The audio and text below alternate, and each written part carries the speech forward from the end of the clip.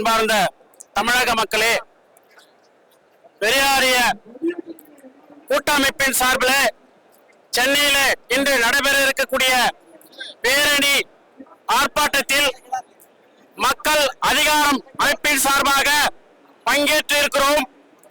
குறிப்பாக காசாவில் நடக்கக்கூடிய அந்த இஸ்ரேல் நடத்தக்கூடிய போரை நிறுத்த வேண்டும், காசா மக்களுக்கு நீதி கிடைக்க வேண்டும், அங்க இஸ்ரேல் பிரதமர் நெதன்யாகு சர்வதேச குற்றவாளி என்று அவரை தண்டிக்க வேண்டும். அதே போல வல்லரசு சொல்லக்கூடிய அமெரிக்க மேல்நிலை வல்லரசுடைய அதிபராக இருக்கக்கூடிய ட்ரம்ப் அவரை குற்றவாளியாக அறிவிக்க வேண்டும்.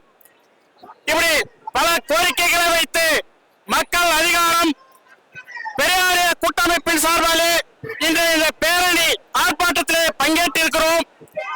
ஆகவே காசாவில் நடக்கக்கூடிய இனப்படுகொலைக்கு காரணமான இஸ்ரேல் பிரதமரை தண்டிக்க வேண்டும், போர் குற்றவாளி என்று அறிவிக்க வேண்டும், அவர்களை சர்வதேச நீதிமன்றத்தில் விசாரணை நடத்த வேண்டும் என்று மக்கள் அதிகாரத்தின் சார்பாக நாங்கள் கேட்டுக்கொள்கிறோம்.